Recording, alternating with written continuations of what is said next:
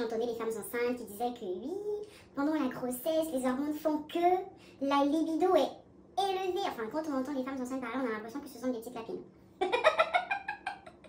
Hello, j'espère que vous allez bien. Bienvenue sur ma chaîne, moi c'est Miladé.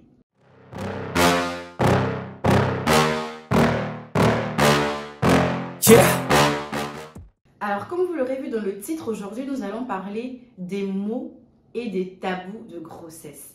Alors ce que moi j'appelle les mots bien évidemment, mais aussi les sujets qu'on n'aborde pas en fait, que les gens ne nous disent pas en fait, qu'on découvre pendant la grossesse ou même après l'accouchement. Alors on va commencer avec le premier mal de grossesse qui est le mal de ventre. Bon, moi personnellement je n'ai pas eu mal au ventre en fait durant ma grossesse, ça s'est bien passé, mais ce n'est pas pour toutes les femmes, bien entendu ne sont pas toutes pareilles, et donc il y en a durant la grossesse qui ont tout le temps des maux de ventre qui prennent des spasmes, à mon point finir, spasmes, Doliprane et j'en passe. Et voilà, ça c'est le mal classique, donc on va pas s'attarder là-dessus. Le mal de dos, moi j'ai, déjà moi hors grossesse, j'ai des problèmes de dos à mon si jeune âge. Alors durant la grossesse, bien évidemment, ça s'est accentué. Mais quand je vous dis accentué, mais laisse tomber. Debout, assise, couchée, je sais pas, peu importe la position dans laquelle je me trouve, j'ai très mal au dos et surtout le bas du dos en fait. Et même jusqu'à présent, ça continue, je me plains tout le temps de mon dos. J'ai fait des examens, des radios, il n'y a rien à signaler, mais j'ai quand même très mal au dos. Qu'est-ce qui explique cela? Je ne sais pas. Donc pour moi par exemple, ce n'est pas une découverte durant la grossesse, mais pour certaines c'est une découverte parce que bon, bien évidemment il y a le poids en fait qui impacte donc le dos, donc d'où le mal de dos. La sciatique, j'ai des problèmes de sciatique aussi, donc c'était pas une découverte pour moi, donc moi je savais que durant la grossesse ça allait s'accentuer. Mais pour certaines, encore une fois, c'est nouveau. Et donc durant la grossesse, il y en a qui découvrent en fait ce qu'on appelle la sciatique. Bon, la sciatique, c'est le nerf sciatique, le nerf qui passe du haut de la fesse, là on va dire du bas du dos, donc là où il y a les hanches. Alors là, mon explication laisse tomber. Mais vous comprenez ce que je dis. Donc du bas du dos, donc le haut de la fesse, et ça descend en fait derrière la fesse, tout le long de la fesse et derrière la cuisse. Donc c'est ça en fait le nerf sciatique.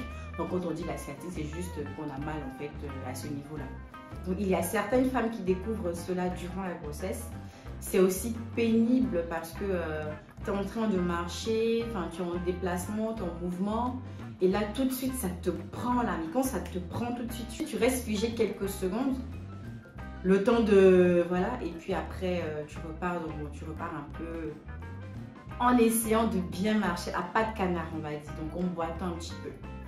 Et ça c'est pénible aussi, la sciatique, c'est comme le mal de dos, c'est pénible. Alors le quatrième mal, là tout de suite je ne vois pas, mais moi ce que j'ai eu, sont des douleurs au poignet, mais uniquement au poignet droit. Pourquoi, je ne sais pas. Et jusqu'à présent j'ai encore des séquelles, j'ai encore des résidus de ce mal là. Et en fait, ça, je l'ai eu, je crois, à mon 3e trimestre de grossesse. J'ai été voir le médecin, j'ai expliqué, on m'a dit que oui, c'est dû à la grossesse, c'est parce qu'il y a un nerf là qui est un peu comprimé. Enfin, voilà quoi, les explications de médecin. Que j'ai un nerf qui est un peu comprimé.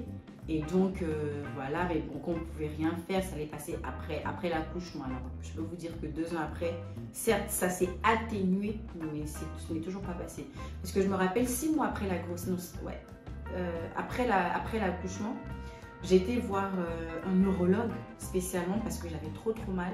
Je lui ai expliqué et il m'a dit encore une fois que c'était dû à la grossesse et que ça ne pouvait pas en fait passer tout de suite comme ça après l'accouchement parce que bon voilà, il m'expliquait que la grossesse ça dure 9 mois et donc quand on a mal quelque part tout de suite après l'accouchement, tout ne peut pas disparaître en fait, il faut un peu de temps. Sauf que 6 mois après j'avais mal, 1 an après j'avais mal. Dans ma vidéo présente, je lui ai dit voilà, aujourd'hui mon fils il a 2 ans et demi, j'ai encore souvent des douleurs donc je suis tout le temps en train de faire ça en fait. En train de bouger mon poignet comme ça parce que voilà, souvent j'ai mal et j'ai besoin de, je sais pas, de ce mouvement là qui me, enfin, qui atténue, qui me soulage un peu, voilà. Donc il y a ce mal-là qu'on découvre, on n'en parle pas forcément. On ne te dit pas forcément que voilà, durant la grossesse, tu auras ça. En fait, j'ai l'impression que les gens, ils restent bloqués sur la base des bases, c'est-à-dire les nausées et vomissements. Et voilà, en fait, c'est ça, quoi, nausées et vomissements. Mais tout le monde n'a pas la nausée, oui, encore, je crois que toutes les femmes n'ont pas de nausée durant la grossesse. Et encore moins les vomissements. Moi, par exemple, ma grossesse, j'ai pas vomi. J'ai vomi tout au plus 3 fois. Tout le monde n'a pas, par exemple, tout le monde n'a pas mal au ventre, ce qui était mon cas. Tout le monde n'a pas de vomissement, ce qui était mon cas. Tout le monde n'a pas de nausée, tout le monde n'a pas mal au dos, tout le monde n'a pas la sciatique. Enfin voilà, donc c'est vraiment chacune en fait a son expérience. Mais juste que les gens en fait ils oublient de parler de tout ce qui peut arriver en fait. C'est ça le truc, c'est que on te dit oui tu vas voir, tu vas connaître les vomissements et les nausées. Et ben non, il y a d'autres mots en fait qui existent. Moi je connais de mon entourage, j'ai une copine qui était enceinte là dernièrement et qui me disait qu'elle avait mal au poignet. Et je lui ai dit bah moi aussi j'ai eu mal au poignet à mon 3e trimestre. En fait je lui ai expliqué mon expérience, je lui disais que voilà ça passe après l'accouchement. Parce que tu peux avoir mal au poignet et tu fais pas tout de suite le lien en fait que ah, c'est peut-être à cause de la grossesse, etc. Surtout que ça ne vient pas en fait en début de grossesse. Donc du coup tu peux ne pas faire le lien tout de suite. Donc du coup 4e mal pour moi, il y a le poignet. Ensuite j'ai aussi connu, donc dans mon bras, là c'était mon bras gauche. Pourquoi? Je ne sais pas. L'engourdissement. Vous savez, l'engourdissement, quand par exemple, souvent on est, je sais pas, quand on est trop assis longtemps, on a comme des fourmillements en fait dans les pieds. Ben, en fait, c'est ça. C'est ce que j'ai. En fait, c'est cette sensation-là quand je dis l'engourdissement. Mais c'est ça, hein, l'engourdissement. Bref, vous aurez compris. Donc, moi, je l'ai eu à mon bras gauche en fait. Et c'était au réveil. Donc, et je l'ai toujours en fait, ce mal là, parce que bon ça fait pas vraiment mal mais c'est quand même désagréable en fait. Donc tu dors en fait, t'es couché, pas forcément t'es couché donc sur le bras et tout, et ça, bon moi j'ai dit le matin mais c'est vrai que ça arrive peu importe hein, quand tu te couches, mais moi généralement c'était le matin, je ne sais pas pourquoi.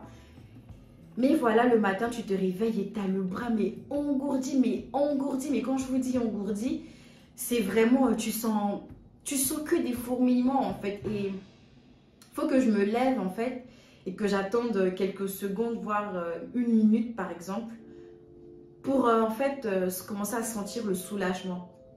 Et ça aussi pareil, j'avais pas fait le lien en fait avec la grossesse, et quand j'en ai parlé au médecin, il m'a dit oui, tout ça, ça fait partie des signes, des mots de la grossesse quoi. Donc il y a ça aussi, donc au cas où des femmes enceintes connaissent ça, au cas où vous êtes enceinte, que vous avez été enceinte et que vous ne savez pas pourquoi, ben c'était dû à la grossesse. Et si vous l'avez toujours, que vous étiez enceinte, comme c'est mon cas, ben en fait c'est que c'est un mal de grossesse qui est resté. Bon, est-ce que ça va partir à la longue? Parce que ben, voilà, moi ça fait quand même plus de 2 ans, donc voilà, je sais pas, je ne saurais pas vous dire, mais ça s'est atténué. Alors quand je dis atténué, je l'ai quand même chaque semaine, hein, cet engourdissement dans le bras. Quand je dors, quand je me réveille, j'ai le bras engourdi. Et je l'ai, on va dire, 3 fois dans la semaine, par exemple. Donc, je ne l'ai pas toujours. Je ne l'ai pas à chaque réveil, mais bon, 3 fois dans la semaine, c'est quand même pas rien parce qu'il y a 7 jours dans la semaine. Donc, voilà, on va dire pratiquement 1 jour sur 2, je le ressens. Donc, ça, c'est le 5e mal de grossesse. Ensuite, qu'est-ce qu'il y a d'autre? Vous me direz, hein, voilà, je ne connais pas tous les mots de grossesse, mais il y a peut-être un mal de grossesse que vous avez eu, que moi je ne connais pas, que je n'ai pas eu. Vous pouvez le dire en commentaire. Ça pourrait aider d'autres femmes enceintes ou futures femmes enceintes. Voilà, celles qui sont laissées bébés actuellement, voilà, comme ça, elles sauront après pourquoi elles ont ça, pourquoi elles ont mal au dos, pourquoi elles ont l'engourdissement, que ce soit dans le bras, dans le pied, enfin, peu importe. Elles sauront pourquoi. Mais il y a les pieds qui enflent. Il y a les pieds qui enflent. Il y en a vraiment, elles ont le pied qui enfle au point où c'est difficile de mettre des chaussures. Dieu merci, ça n'a pas été mon cas. Et moi, je l'ai eu vraiment presque à la fin de ma grossesse. Mais j'arrivais quand même à porter mes chaussures. C'est vrai que voilà, je suis passée du 37 au 38, pardon. Mais ça ne m'empêchait pas de porter les chaussures et j'avais pas le pied vraiment très enflé par rapport à ma belle-sœur par exemple. Elle, quand elle était enceinte, sa première grossesse, elle avait vraiment le pied mais très enflé. Il fallait qu'elle reste longtemps au repos, il fallait qu'elle fasse des bains de pied pour se soulager, etc. Donc ça aussi c'est très désagréable parce que voilà, enfin, on marche sur nos pieds, hein, donc si tu te sens pas bien au peloton, forcément c'est un mal quoi, c'est un mal, et surtout quand tu n'arrives pas à mettre des chaussures, c'est dérangeant, c'est désagréable. Alors, donc pour les mots, pour moi je ne vois pas d'autres. Si vous en avez, vous pouvez les mettre en commentaire, ça pourrait aider d'autres femmes. Et là on va passer au tabou. Le premier tabou qui n'est pas vraiment un tabou parce que je trouve qu'aujourd'hui on en parle un peu plus, ce sont les hémorroïdes. Durant la grossesse, j'ai pas eu d'hémorroïdes. Mais après l'accouchement, oui. Mais vraiment après l'accouchement, quelques heures après l'accouchement. Ça, c'est... Voilà. Je crois le premier jour, je l'ai pas eu. Les 2 premiers jours, j'ai pas eu. Donc, je pensais que en fait, j'avais échappé à ça. À un... Comment on va dire ça? Parce qu'on en parle... C'est limite un basique, en fait, de la femme enceinte, de la femme de la nouvelle maman qui vient d'accoucher. Et du coup, moi, j'ai cru que j'avais échappé, en fait, à ça. Sauf que non, ça m'a très vite rattrapé. Hein. Et... Je peux vous dire que ça doule. Ah oui, ça doule. Parce que quand tu vas aux toilettes, là, ça doit sortir par là-bas et que tu as ça là, ça doule. Oui. Et même c'est dérangeant, c'est douloureux et c'est désagréable. Alors là, c'est désagréable. Donc, apprêtez-vous après. Celles qui l'ont eu pendant la grossesse, voilà, après l'accouchement, vous êtes un peu habitués, on va le dire. Celles qui n'ont pas eu pendant la grossesse, vous allez le découvrir à l'accouchement, enfin à l'accouchement, après l'accouchement. Si vous ne l'avez pas eu, tant mieux, vous êtes chanceuse, vous faites partie des exceptions à la règle, mais je dirais 98% des cas, 98%, vous avez 98% de chances de l'avoir, en tout cas les hémorroïdes. Ensuite, un autre tabou, mais vraiment je trouve que ça c'est un tabou, on n'en parle pas. Le gros tabou même je dirais, c'est la sexualité. Alors oui, la sexualité, la libido pendant la grossesse et après l'accouchement, on n'en parle pas. Alors moi longtemps j'ai entendu dire que oui, quand tu es enceinte, les hormones font que ta libido est à un top, mais à un top, encore une fois laissez-moi vous dire que toutes les femmes ne sont pas pareilles. Alors moi ça n'a pas été mon cas. Moi j'ai cru, quand j'ai entendu, j'ai cru que vraiment j'allais être comme un petit lapin durant ma grossesse. Mais comment vous dire que ma libido était à une chute, mais pas possible. Il n'y a pas plus bas que ça. En tout cas, j'ai jamais connu ça. Hein. Je sais pas, mais ma libido était à un niveau très bas, mais très bas. Que ce soit pendant la grossesse et après mon accouchement. Parce que j'ai cru qu'après mon accouchement, ça allait s'arranger, ça allait s'améliorer, mais non, pas du tout. Pendant la grossesse, donc voilà, la grossesse dure 9 mois. Bon, moi, je l'ai pas su tout de suite, mais après, je dirais vers la fin de mon premier trimestre même, jusqu'à mon accouchement, je n'avais pas, ma libido était au niveau 0. Donc oui, pour répondre à votre question là, pour vous qui vous posez des questions, mais donc du coup, j'ai pas eu de rapport. Oui, j'ai pas eu de rapport durant ma grossesse. Alors, tout au plus une fois. Oui, tout au plus une fois. Parce que ma libido n'était... Voilà, je ne me sentais pas. Et même les une fois, c'est moi qui ai voulu pour tester, pour voir si ça allait, comme on dit, l'appétit vient en mangeant. Mais alors là, pas du tout. Donc, on n'a pas cherché, on n'a pas forcé, on a laissé tomber. De toute façon, mon mari, même lui, avec la grossesse, lui, il avait peur en fait d'avoir des rapports. Il se disait que oui, ça allait toucher les bébés, ça allait déranger mon ventre, etc. Donc voilà, vous connaissez un peu les hommes sur ça. Et après l'accouchement aussi, bon déjà après l'accouchement, il y a un nombre de jours, je crois c'est 6 semaines si je ne me trompe pas, le temps que tout se remette un peu en place, même si tout ne se remet pas en place en 6 semaines, on va se le dire, on peut commencer à avoir des rapports. Donc moi, j'avais pas d'envie. Je n'avais pas d'envie de toute façon 6 semaines. Alors là, avec les nuits blanches, laisse tomber.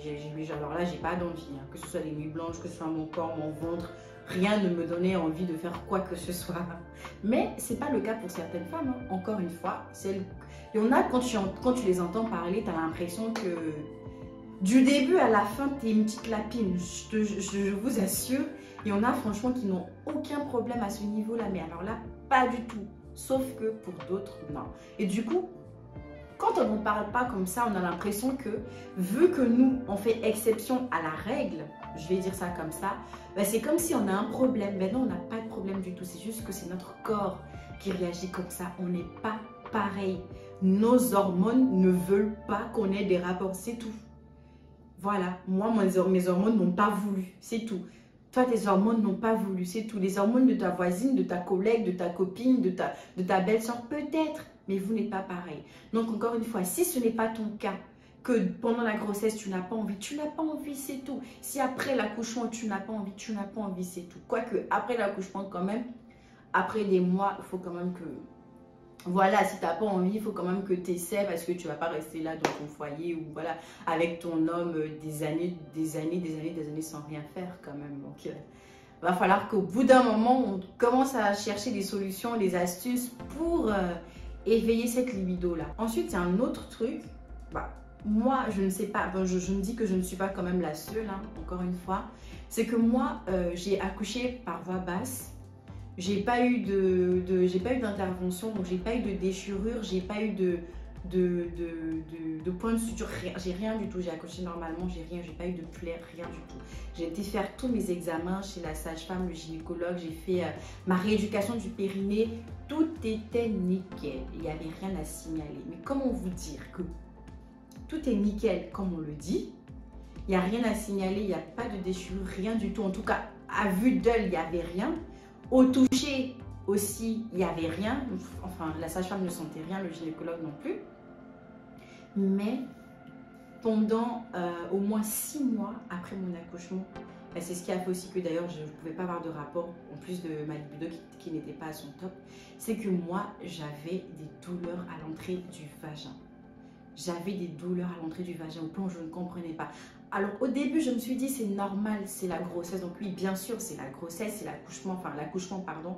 Donc bien sûr, c'est l'accouchement, il y a quand même un bébé qui est passé par là. Donc même s'il n'y a pas eu de déchirure, etc., je me dis que c'est quand même normal que j'ai une petite douleur. Mais je ne savais pas, en fait, ce qui n'était pas normal, c'est que ça dure autant de temps. Moi, j'ai attendu 6 mois. Normalement, faut pas attendre autant de temps. Si on a des douleurs, il faut tout de suite réagir. C'est pas normal parce que comme j'ai dit au début, normalement on a 6 semaines pour que tout se remette en place. On a 6 semaines pour que voilà, je ne sais pas pour ceux qui ont eu des points de suture, vous le direz en commentaire. Ceux qui ont eu des plaies, comment ça se passe au niveau de la cicatrisation, au niveau des douleurs, etc. Mais bon, je pense que ça c'est pas censé durer des mois et des mois. Ce qui est de mon cas, c'était pas normal avec pas de déchirure, c'était pas normal que j'ai des douleurs autant de temps après l'accouchement. Donc, pour les Africaines, il y a un point à ne pas négliger, c'est la médecine traditionnelle. Qu'est-ce que j'entends par médecine traditionnelle? Ce sont les plantes, les astuces de nos grands-mères, de nos mamans, de nos tantes. Il ne faut pas négliger ça. Il ne faut vraiment pas négliger ça. Moi, c'est ce qui m'a sauvée. J'en ai parlé à ma soeur. Au début, j'étais gênée de lui en parler. J'avais honte, on va se le dire, parce que on ne va pas se cacher. Souvent, on se sent gêné de parler de certaines choses à nos proches, même aux médecins, etc. Même pour en parler à ma sage-femme, pour lui dire que j'avais des problèmes au niveau, j'avais des douleurs à l'entrée du vagin, j'avais honte. J'étais gênée en fait d'en parler. Mais il faut le faire, il faut en parler toute seule. On ne peut pas trouver de solution. Il faut en parler autour de nous pour avoir des avis là-dessus et pour avoir les possibilités de solutions pour en finir en fait avec ce mal-là qui nous dérange tant. Donc moi, vu que la médecine n'a pas pu m'aider à ce niveau-là, j'en ai parlé à ma soeur. Je lui ai expliqué, je lui ai dit, je comprends pas, depuis l'accouchement, voilà, j'ai des douleurs au niveau du vagin. Mais là, je me rends compte que ça fait trop de temps, donc je pense qu'il y a un problème, c'est pas normal. Alors que voilà, les médecins ne voient rien, j'ai pas eu de déchirure. Bref, je lui ai tout expliqué. Donc, ma soeur à son tour, c'est ma grande soeur, ma soeur à son tour qui se renseigne également autour d'elle, dans son entourage, et qui me fait venir des plantes traditionnelles. Donc à faire bouillir pour faire ma toilette et à faire bouillir pour boire. Mais comment vous dire que ce mal-là qui était là pendant 6 mois, en moins d'un mois, je n'avais plus rien. C'est comme si, c'est comme si il n'y avait rien. Alors, ça a été magique en fait. En fait, pour vous dire à quel point la tradition, c'est très important. Donc, je ne sais pas si toi, dans ta tradition, par exemple, quand tu viens d'accoucher, il faut que tu fasses un bain de vapeur, il faut que tu t'attaches le ventre, il faut pas lésiner avec la tradition. Mais vraiment pas du tout, c'est très important les filles. Je vous le dis. Encore une fois, c'est pas pour tout le monde. Hein. Pour certaines, tout se passe très bien, hein, que ce soit de la grossesse à l'accouchement. Après l'accouchement, il n'y a rien du tout. Avec les antibiotiques ou avec du Doliprane, elles n'ont rien. Bon, moi, j'ai pris des antidouleurs à l'hôpital. Bon, j'avais pas de douleur, mais je prenais des antidouleurs. Mais voilà, à ce niveau-là, ça n'a rien réglé pour moi. Et moi, ma solution, ça a été d'en parler et d'avoir en retour, d'avoir des plantes traditionnelles de chez moi qui m'ont aidé. Et donc là, comment vous dire que maintenant, je ne joue plus avec ça. En fait, voilà, je ne rigole plus avec ça. C'est que même pour tout dans la vie de tous les jours, j'utilise les plantes traditionnelles. Alors, si vous êtes intéressé, je pourrais faire une vidéo là-dessus. Il y en a pour tout, hein, que ce soit surtout pour après accouchement. Il y en a pour la grossesse. Pour la grossesse, je ne sais pas. Mais je peux me renseigner parce que je sais qu'il y a plein de plantes traditionnelles qui sont interdites aux femmes enceintes. Mais après l'accouchement, il y en a plein qui sont recommandées et qui aident justement la nouvelle maman à vite se remettre en fait de sa grossesse. Qui aident la nouvelle maman justement à vite guérir du ventre. Parce que voilà, il y a quand même quelque chose qui s'est passé dans le ventre. Donc forcément, il faut que tous les organes reviennent en place. Comme on dit chez nous en Afrique, le plaid de ventre. Le plaid de ventre, ça existe. Les tranchées, par exemple, les maux, les douleurs que vous avez au ventre après après l'accouchement. Enfin, il y a énormément de choses. Et en plus, ces plantes-là aussi aident la maman à guérir du vagin. Voilà, enfin... Que vous ayez eu une déchirure ou pas. Alors pour les déchirures, je ne sais pas, il ne faut pas que je dise n'importe quoi, parce que je sais qu'avec les points de suture, il y a des choses à ne pas faire. Donc peut-être que vous ne pourrez pas faire de soins externes avec la vapeur, avec la chaleur, si vous avez eu des points de suture, mais vous pourrez en boire et ça va vous aider également à vite cicatriser. De toute façon, il n'y a pas meilleur remède que les plantes. Les plantes, c'est naturel. Franchement, c'est un cadeau de Dieu, c'est un cadeau du ciel, c'est un cadeau de la nature. Il faut juste les connaître, il faut juste savoir les utiliser et pour pouvoir profiter des bienfaits qu'elles peuvent nous apporter. Donc voilà, je pense que j'ai fait un peu le tour. De toute façon, s'il y a des points que j'ai oubliés, je me répète, je sais, mais s'il y a des points que j'ai oubliés, vous pourrez me le dire en commentaire. Vous pourrez, voilà, on pourra en parler en commentaire et ça pourra aider beaucoup d'autres femmes. Alors, c'est tout pour aujourd'hui.